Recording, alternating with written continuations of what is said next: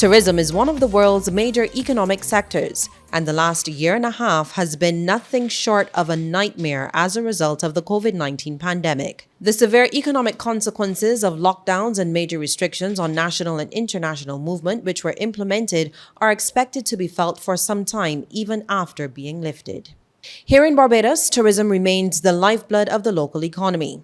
On this one-on-one with the winter tourist season in view, we examine whether this critical sector is in a position to turn its most difficult corner yet.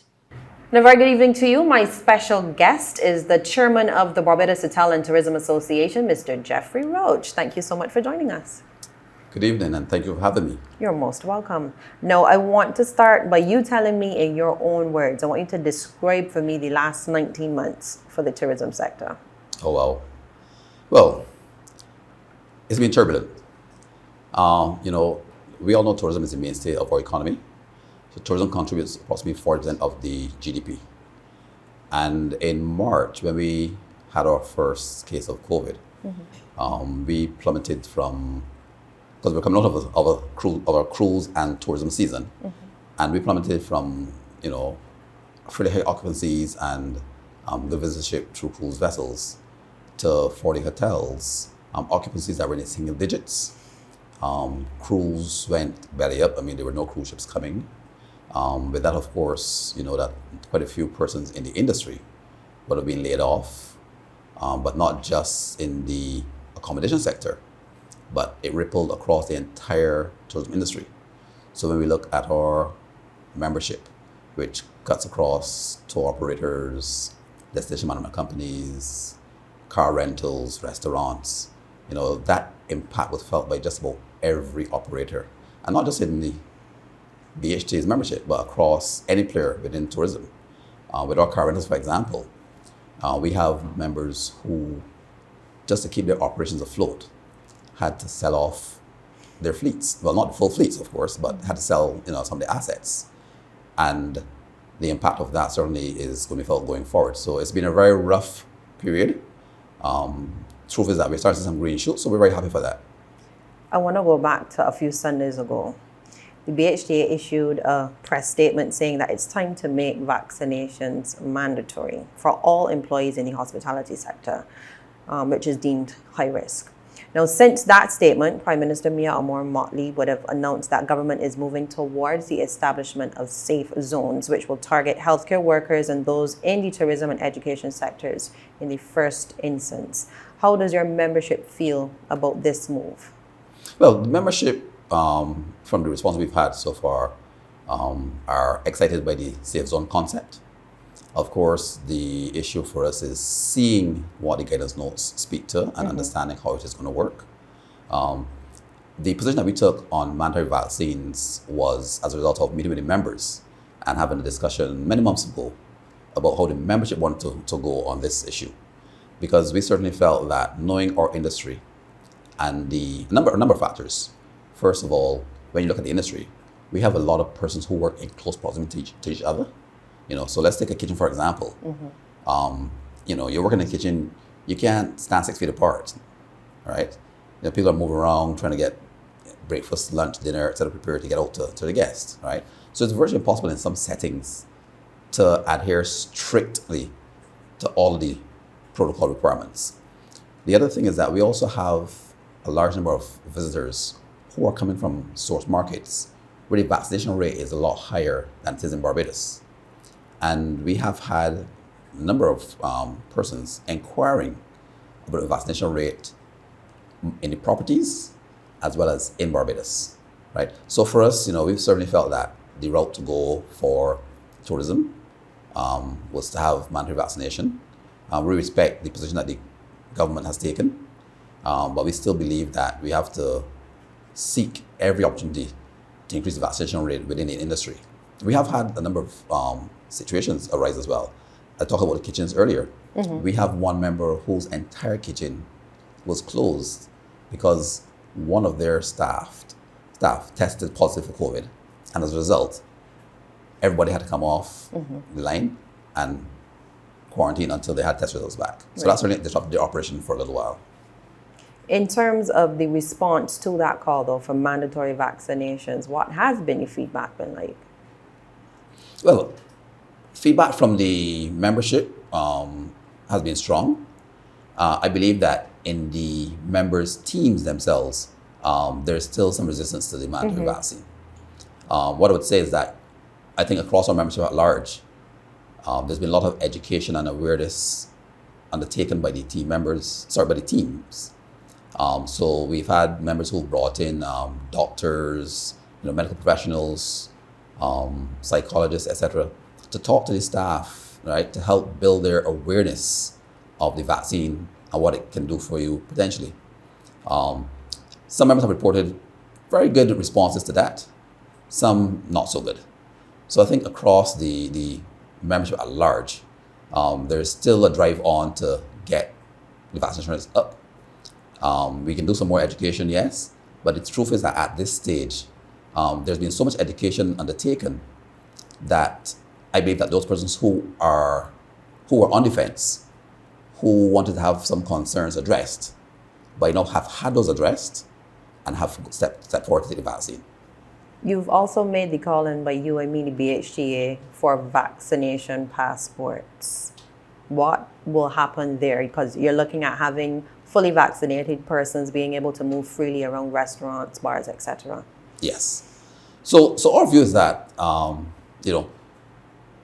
to get people or to get persons to move, you can use a carrot or you can use a stick. We don't believe in using stick, right? But certainly if you use a carrot, then there's a potential that more persons will respond to the carrot approach. That's an incentive. So when we think about it, there are certain discretionary services that I don't have to engage in on a daily basis. I mean, I need to go to the supermarket because I need to eat. I need to go to my doctor.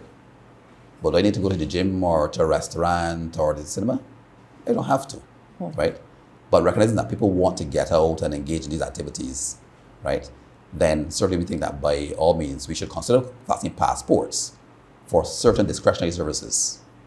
Explain for me, how would it work? So I approach the various establishments, the particular establishment, and I show my vaccination certificates on my phone or the actual card. Do you have anything to verify that?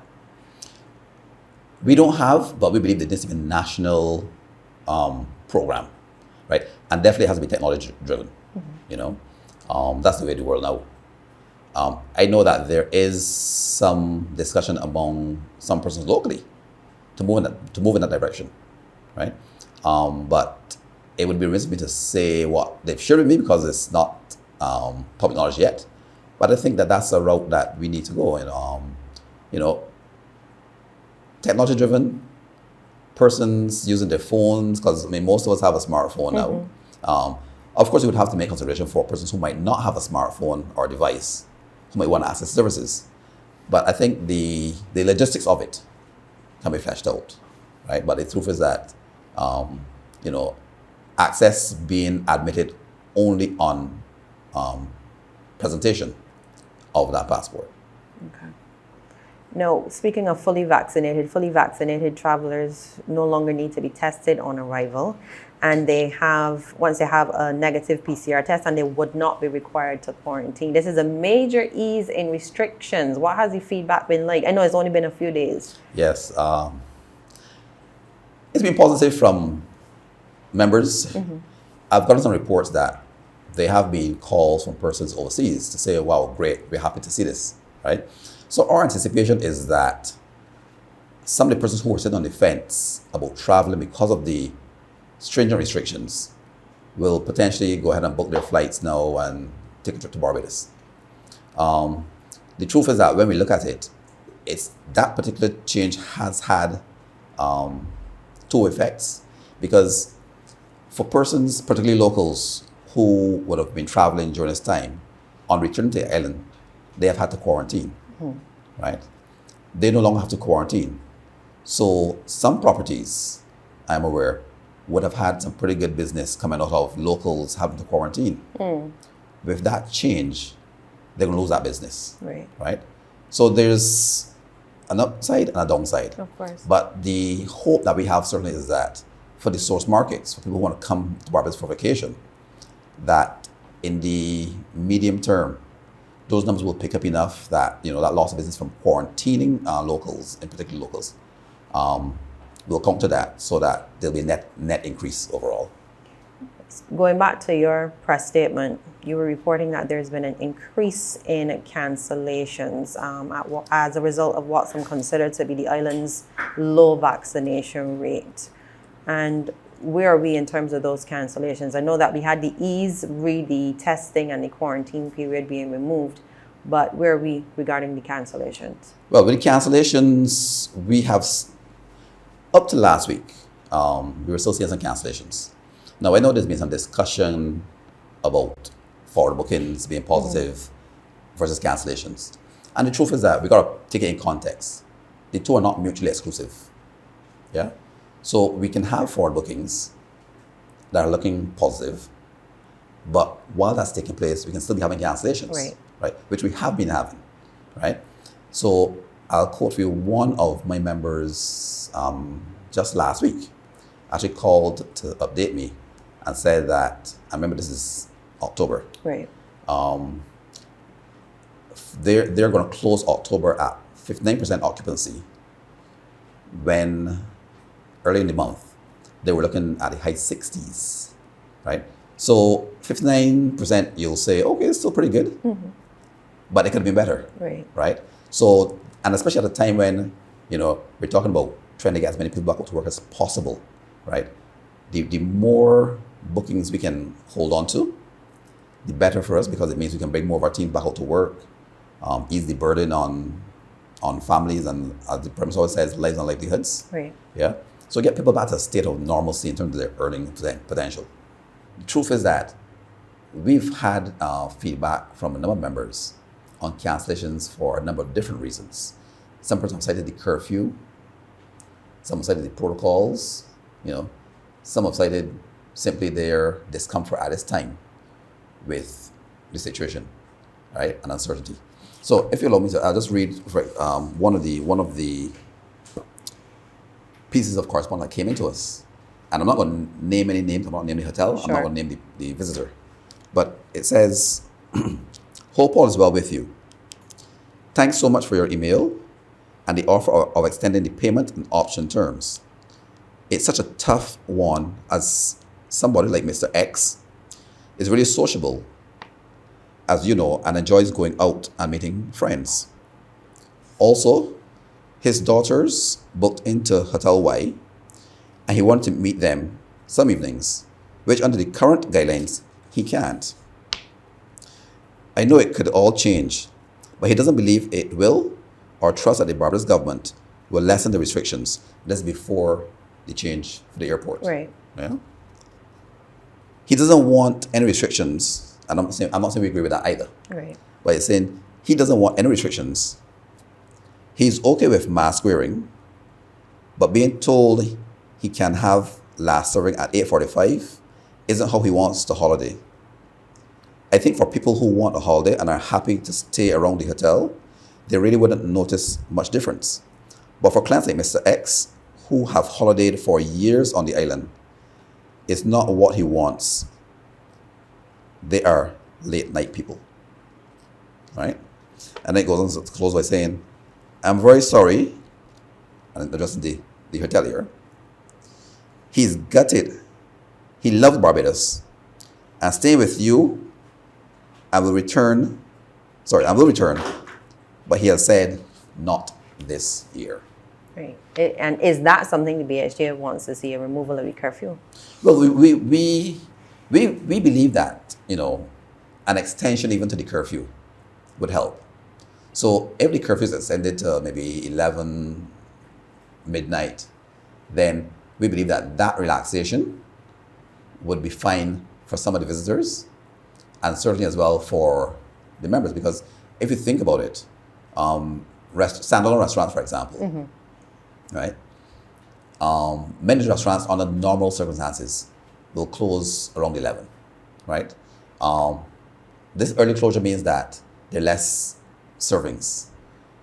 In addition to which, following the protocol requirements, there has to be more spacing between the tables, etc. So when you layer all of that on top of each other, it severely impacts the economic viability for some of those businesses. If I may reference your statement again, the BHTA pointed out that a number of cruise lines have cancelled calls to Barbados. Is this disappointing given the fact that Barbados was very kind to many cruise lines when other islands were turning them away?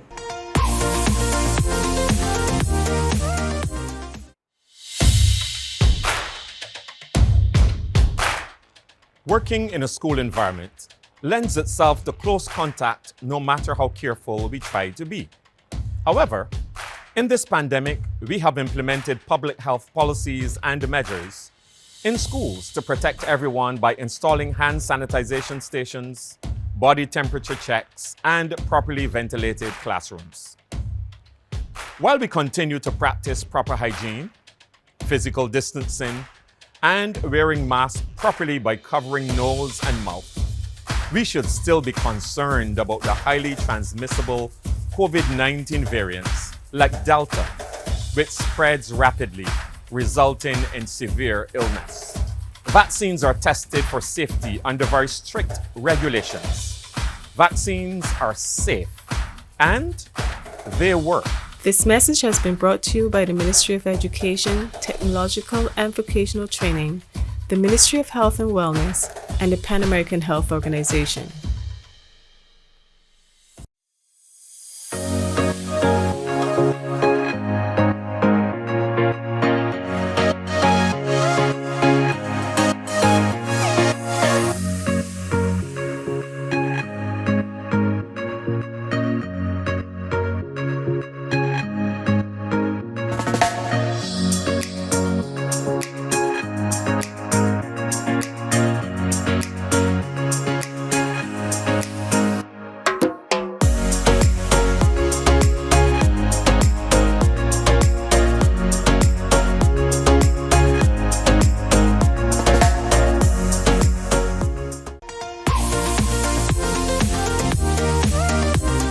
If I may reference your statement again, the BHTA pointed out that a number of cruise lines have cancelled calls to Barbados. Is this disappointing given the fact that Barbados was very kind to many cruise lines when other islands were turning them away? It is. It definitely is.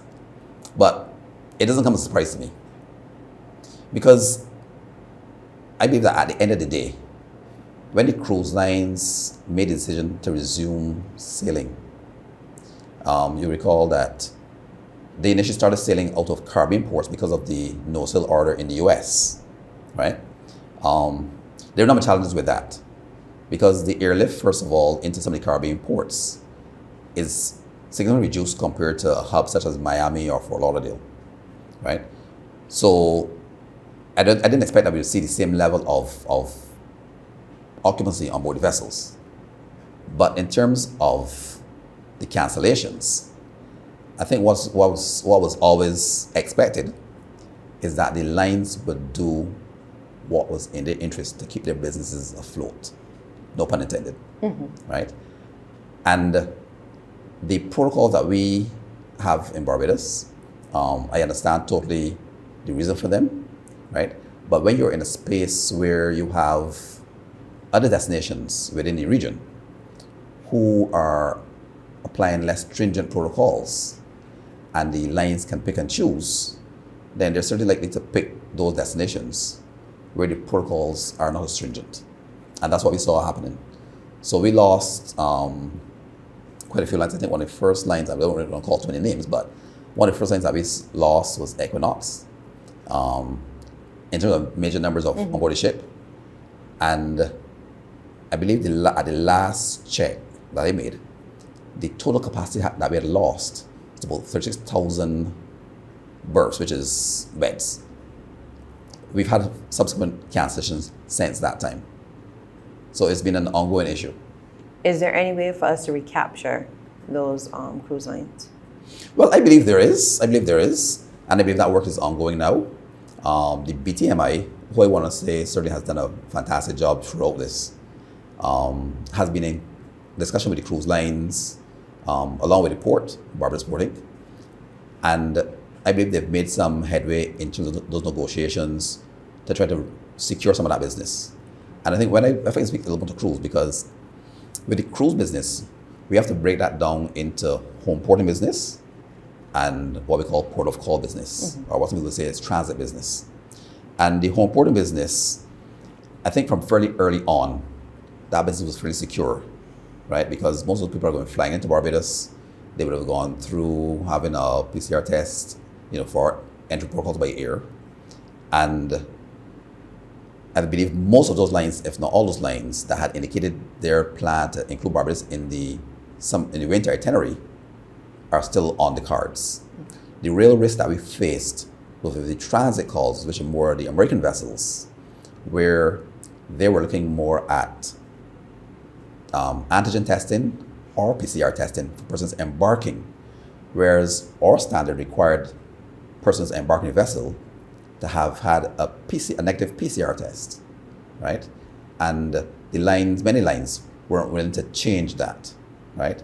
I believe we'll hear more about this from the BTMI as we go forward, but I know there's a lot of discussion that has taken place, and I think as a result of that discussion and negotiation, we should be able to, we should. I know for a fact that we have been able to save some of that business. Point blank, is the BHTA happy with where we are right now in terms of the restrictions? Given that you had a little ease, really, testing and quarantine for fully vaccinated travelers, are you happy? We're getting happier. What aren't you happy about? I think the thing is that there are a number of things that we've agitated for, and let me say up front that, all of our members wouldn't necessarily agree on every single thing that we discuss. So there are some things that we have not at times spoken on, because sometimes our membership is split down the middle on those things. And at the end there, we are a membership association, so we have to represent the members' views. But the truth is that the change in the protocols for arrivals by air has been great, well received by us in general.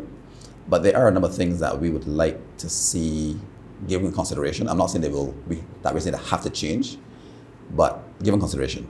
So we have asked for consultation on a number of matters that has not happened as yet. I think one of the issues that we honestly believe has been plaguing us is that it has taken too long at times to get meetings on what we consider sometimes critical issues.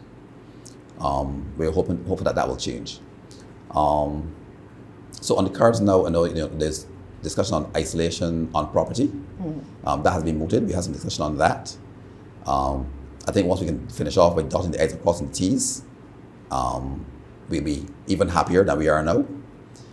Because at the end of the day, we've heard from members, and it cuts across, I think, the range of accommodation members that we have, from the luxury to the B-class properties, where persons who might, on testing, turn up positive, don't fancy the idea of having to quarantine at Harrison's Point or at a school, So there's been a discussion on how that can work with quarantine on property, and based on our input, we think it should likely be accepted, maybe tweaked a little bit, but once we can get that put to bed, and that's the issue we have, finalizing some of these things. In a nutshell, how are we looking for the upcoming winter tourist season?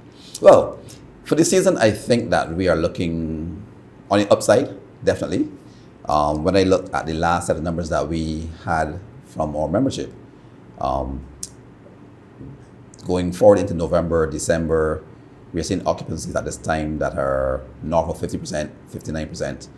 When we look into the early months of 2022, into like March or so, we're then trending up into like the 65% or thereabout. It's nowhere close to where we usually are for the tourist season, but it's much better than where we were last winter season. Definitely, way better, way better. Barbados welcomed Aer Lingus and KLM in the last 2 weeks. This must be a sign of confidence, however, in the domestic market. Oh, definitely. The truth is, as I said before, I can't, and I sit on the BTMI's board as chairman of the BHTA, right? But I certainly want to say congrats and kudos to the BTMI team. I mean, the truth is, I can't say it often enough. I think the work that they're doing is beyond questionable, right?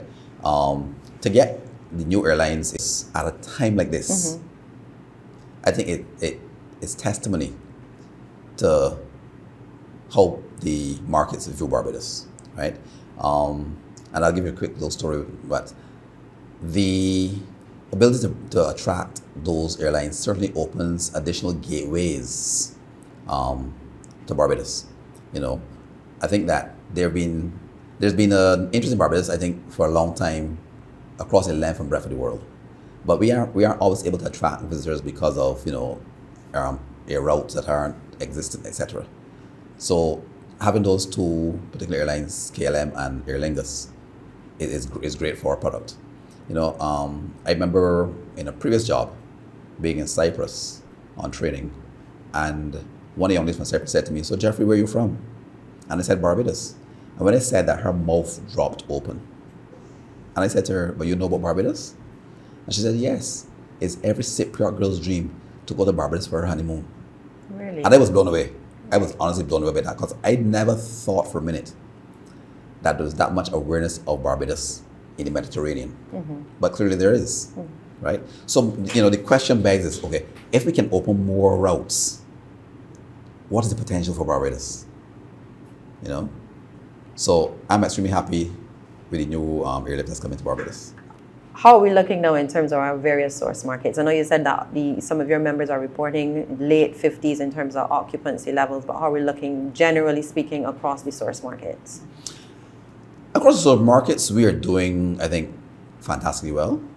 The airlift that's coming in has been coming in fairly heavily booked. I know that when we spoke to a number of tour operators throughout the UK, the US, Canada last year into early this year, the responses were all similar in that persons were inquiring about Barbados. When would we open for business, you know? I mean, we didn't close business technically, but people were anxious to travel, you know, with the UK, for example, is our main source market. Once Barbados was placed on the green list, we immediately heard from tour operators that they had a flurry of bookings on the search engines. You know, search for Barbados went up times fold, you know. So we know that there's that demand out there. We believe that even if there's additional airlift from our traditional markets, that potentially we can fill it. And I'm glad that you mentioned the whole Cyprus comparison, because Barbados is considered by many to be a very mature destination. How are we stacking up against our competitors? Well, the truth is that I think it's important to know what we're selling. Yeah. Mature doesn't mean that people don't want to be around you. You know, I think people fall in love with Barbados. And when we look at our repeat clientele, you know, it's testament to that. I think the thing we have to tackle is that the younger generation, because let's face it, honestly, as your regular travelers get older, they're less likely to travel, right? For different reasons, might be health reasons, whatever. I've heard of 1 or 2 situations where persons who would typically come to Barbados have at this time, because of what we're facing, said they don't want to travel during COVID, right? That's understandable. But as we come out of this and move forward, right, I think as a destination, we need to look at what do we do to attract that younger demographic. So what are they looking for? Are we offering it? There are a lot of things that I think we have in Barbados that have potential that we have not necessarily developed in the way that we should. I know that there are some discussions in different forums about moving in that direction, but I think we have to do it quickly. You know, the truth is that I think once persons get locked into a destination, many times that's what they'll do. I mean, the truth is, when I think about myself and traveling, the places that I've been to and have either gone back to or would like to go back to, I often say it's not because of any fancy buildings or great roads, although those things are nice to have, but it has almost always been about the people. And that's one of the things that we have as a strength. You know, when people talk about Barbados, they always talk about the people, right? And the truth is that we have to ensure that the development of our people are having a tourism mindset, and it's not about, you know, thinking that but I'm in tourism, so I'm serving people. It's really about delivering a service and delivering an experience so that when those people go away, they're ambassadors, you know. So for example, when we talk about the two new airlines, the Aer Lingus and KLM, we're bringing people from what maybe are non-traditional markets. What are they going to go back and say about Barbados when they leave, right? So we have to make sure that as far as possible, when they leave Barbados, they are our ambassadors back in their space. You mentioned service. Are you satisfied with the level of service given across the tourism sector? I would have to answer that to speak about service in Barbados at large. I think the answer to that is no, I am not. I am not, right? I think what we see in the tourism sector is a microcosm of what we see in Barbados at large. And I think as a country, we need to address service quality and the delivery service. I know the NTI has initiated some programs, and we actually had one person who reached out to us, and we, punted that program to the NTI. That was for some butler in school, and they actually ran it, and the responses was that it was fantastic. But by and large, I think we need to get our service standards up a few notches. I'm not saying it's horrible, but can we be better? Definitely. We're expecting quite a number of Brits to travel for cricket early next year. How do we prepare as a destination for an influx of visitors like that?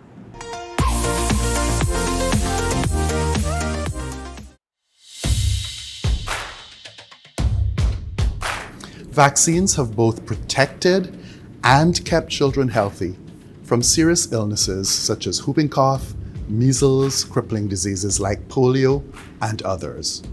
Vaccines help your immune system to do its job better and faster, and that protects you from serious disease. Like a good security guard, the immune system is always on patrol in your body, looking for invading germs. When it comes across a germ, it begins releasing antibodies to fight that germ. These antibodies work to attack, weaken, and destroy the germ. The COVID-19 vaccine is no different. It will work to help your immune system fight COVID effectively. All vaccines go through strict trials before they are approved for use in the population. Even after the COVID-19 vaccines are approved for use in the general population, monitoring for safety continues. Vaccines are safe, and they work. This message has been brought to you by the Ministry of Education, Technological and Vocational Training, the Ministry of Health and Wellness, and the Pan American Health Organization.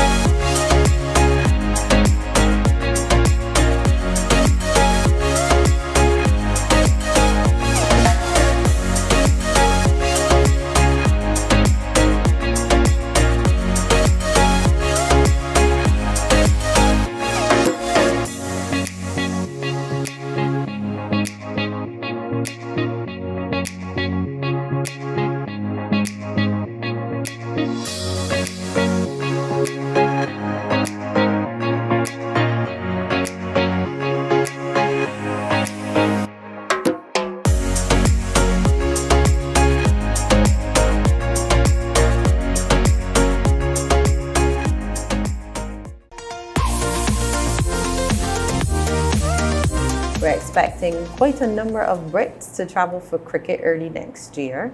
How do we prepare as a destination for an influx of visitors like that? Well, my first answer to that would be carefully. Carefully. The cricket will be a good fill-up for us. We know the British cricket fans. Yeah. They're here to have a good time. Yeah.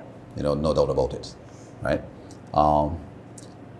It will definitely see economic benefit to all of our members, the accommodation providers, car rental companies, the restaurants, etc. Right? Because we know that they're going to come and they're going to enjoy themselves. They're not all going to go at the same time. So I think the figure I heard was about 10,000 Brits expected. Fully vaccinated. Fully vaccinated. Yeah. Right. But 10,000 Brits will not be on the ground all at the same time. But it's still a huge number. Right. Right? So there are benefits to be had. The truth is that those benefits are going to go way beyond BHTA membership, but to players across Barbados. So one of the groups that I know will benefit as well, because if you think about it, at the time when the cricket is being held, we are still in the tour season. Right. So even with occupancies expected to be in the region of 65 or thereabout, even if it's a bit higher, it would certainly mean that there might not be enough beds in our member properties to accommodate this number of persons, right? So the Airbnbs, the sharing economy, they will certainly stand to benefit as well.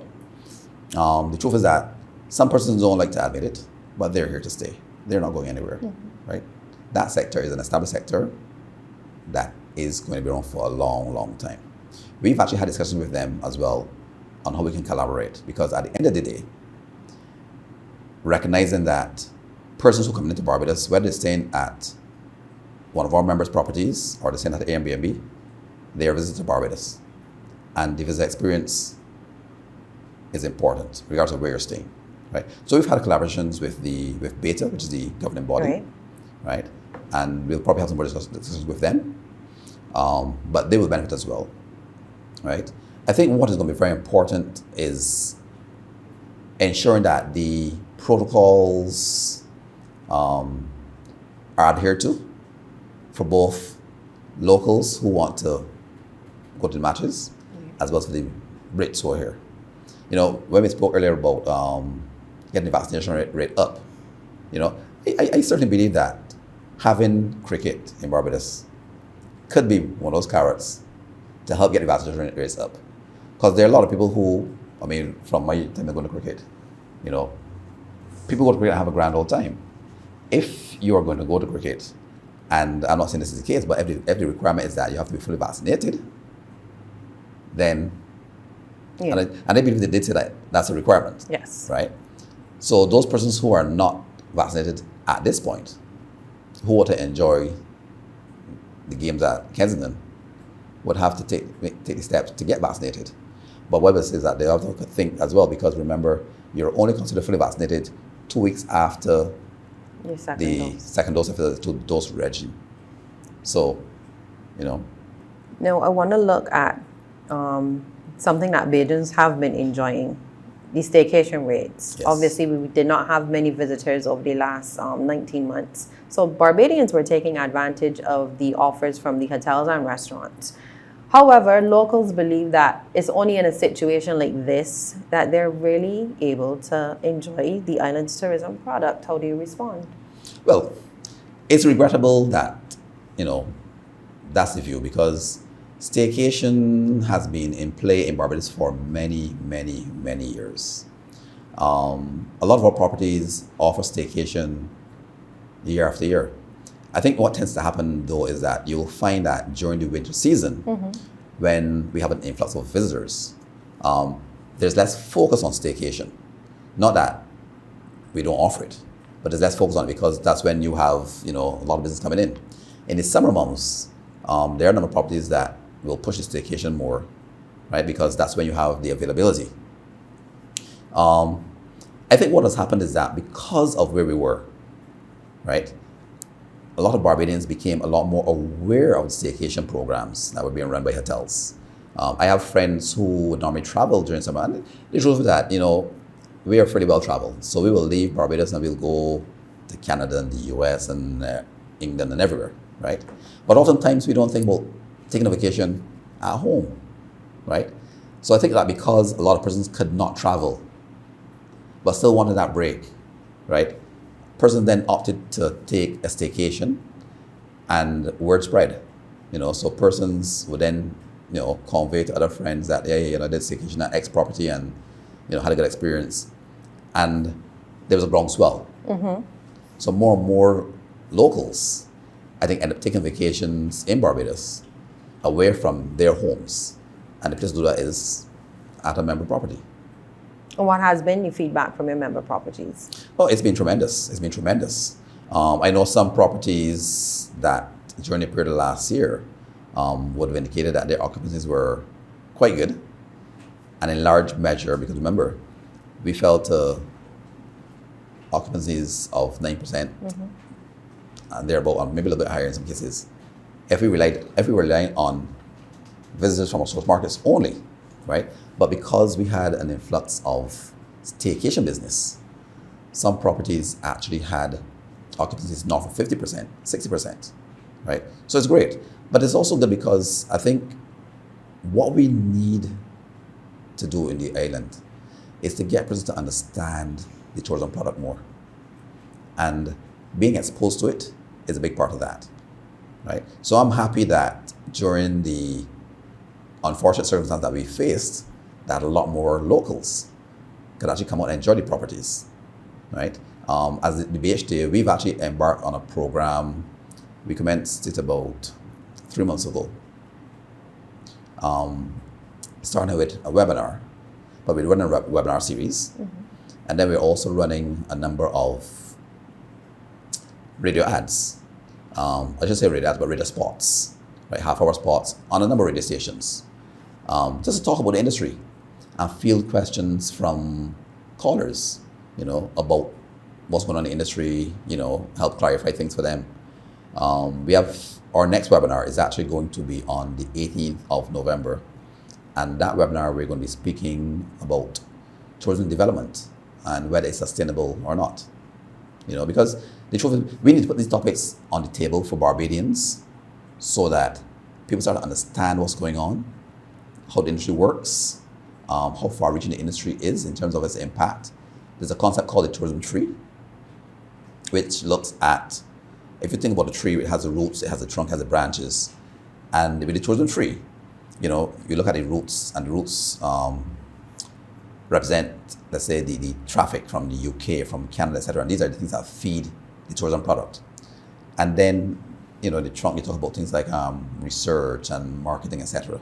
And then the branches speak to where the economic benefits are had.